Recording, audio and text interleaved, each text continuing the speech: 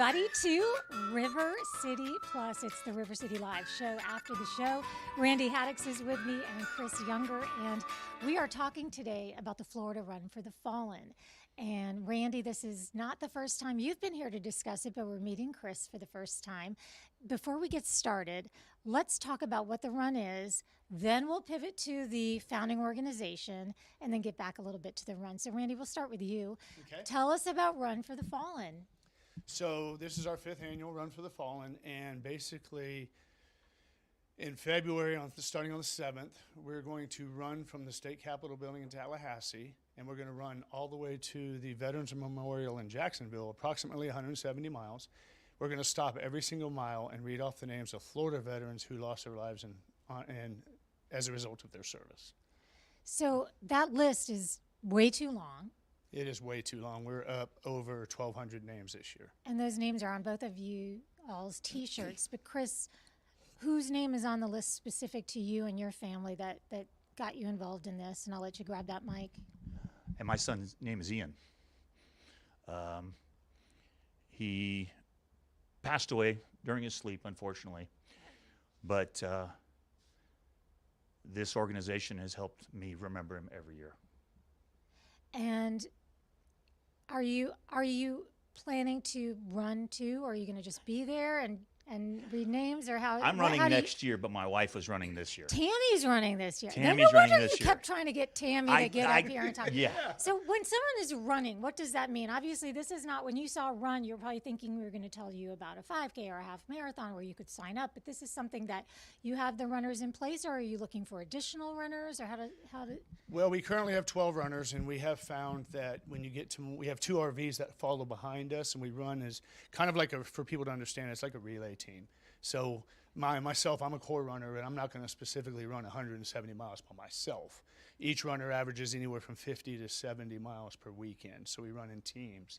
And we found that if you get more than 12 runners, then it just becomes really congested and hard to control. However, that being said, we have a lot of people that come out and run part of the day, or they'll run specific miles for their loved one and things like that. And we welcome all of those. And then on top of that, we have a Facebook event, and I'll give you the link later, and where we invite anybody and everybody to come out and run the last 2 miles through downtown with us, which includes 2 of the stops where we will, there will be Gold Star families there, and it gives them the opportunity to really see what we're all about. I know the term Gold Star families, but for those who don't, can you explain what a Gold Star family is? I'm actually going to let Chris say that because who better? Correct.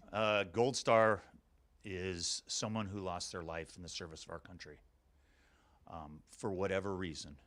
It could be the person that lost his life on the battlefield. It could be, like I said, my son was active duty and he passed away in his sleep. Well, I think the connection there is he had signed up to lay his life on the line for our country. So that's why we have to remember him and anyone else that's name is on that shirt. And an event like this, and as I mentioned, this isn't something you sign up necessarily seeing this and you're like, okay, I'm going to go across the whole country, but you are inviting people to come in those last few miles. And Tammy's running for a reason. She obviously feels like this is something that she can put her emotions and her heart into. At this point, she'll be running the mile, starting the mile previous, ending the mile where they will say my son's name, our son's name, and then she's going to also run the last 2 miles. Okay. So we're really excited for that. It's a very emotional event. Honor and remember, Randy. That's the kind of founding mission and organization behind this. And Tammy, I know we promised you didn't have to come up here, but first thing I want to do is have Chris show this flag, and I think he could at least use some help stretching it out in front of the camera. And since we're casual enough to where we can bring people in and out of the shot, if you don't mind. Yes, sir. Just at least so we can show this flag. So this is Mama. Here, this Tammy. is Get in here Tammy. with your flag. This is Tammy. This is the Honor and Remember flag. Okay. And as you can see, this one is personalized for Ian. And our goal, which we haven't met yet, is to present a personalized Honor and Remember flag to every single Gold Star family we can. This flag is actually what sets us apart from the Gold Star banner is the Gold Star banner is a banner that, like Mr. and Mrs. Younger can hang to let the world know that they lost a loved one. This flag is everybody else's way of saying thank you to them. And our primary mission with Honor and Remember is to get this flag national, by legislation, to be the national symbol of remembrance. And what's important about that is 29 states, including Florida, has already, by legislation, not said that this is their state flag for remembrance. So now we're working on further legislation to have it flown at state buildings, state government buildings and places like that.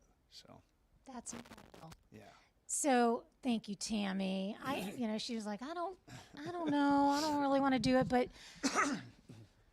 a flag like that as a parent, that has to be an important thing for you, Chris, and to Tammy, to know that just the memory is being carried on.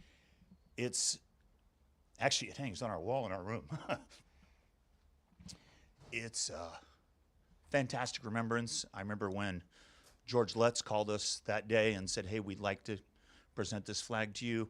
We had put our name on the list, and the list usually lasts 2 or 3 years because of funding to where they're able to make flags personalized like this. We actually were given the flag in the middle of a mission barbecue. Whereas in some situations it's an a somber event.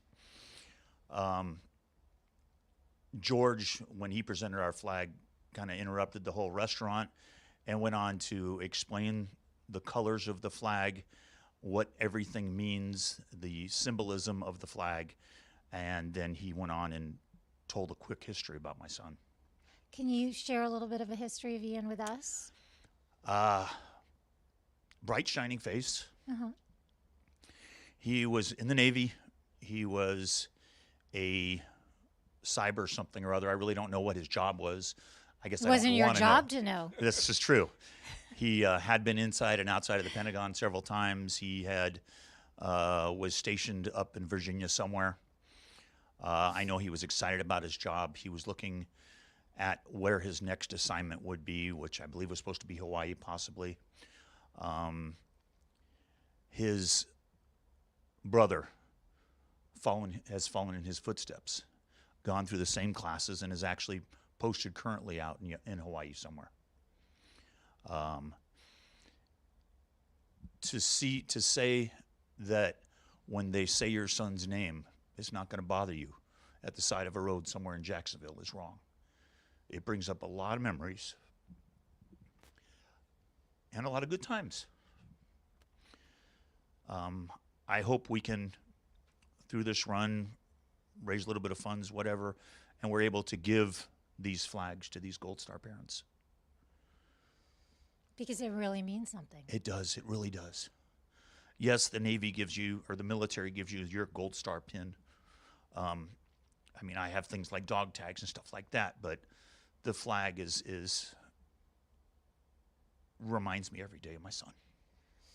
Randy, you and I talked about, and Chris, thank you, because I know that can't be easy, and Tammy, I know that has to be so difficult to hear as well. But I think, Randy, when you came the last time to talk to us, we didn't have this time that we have. Like, the lovely thing about River City Plus is that we do have time to dig in and talk about the feelings behind the events that we're helping to promote.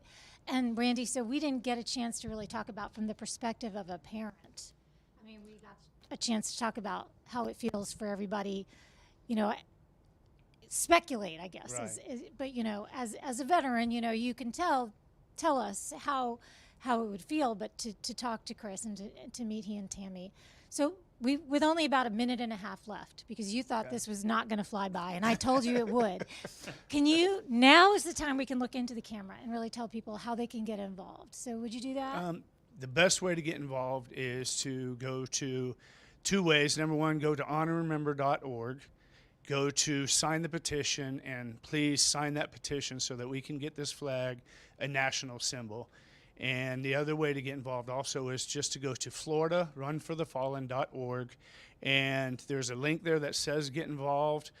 Please help us out. We really need We always need money, of course, that goes without saying, but what we really, really need this year is we need people to come out on the side of the road to the markers and hear the names be read. It's very, very important to remember these loved ones out loud, but it's just as important to make sure that there's someone there to hear the names actually be read. And so that is huge for us. And a lot of the times we end up talking to ourselves because there's not enough people on the side of the road. Closing ceremonies. People there, please. Also, the closing ceremony is February 9th at 1 o'clock. It's before Super Bowl, so you got plenty of time.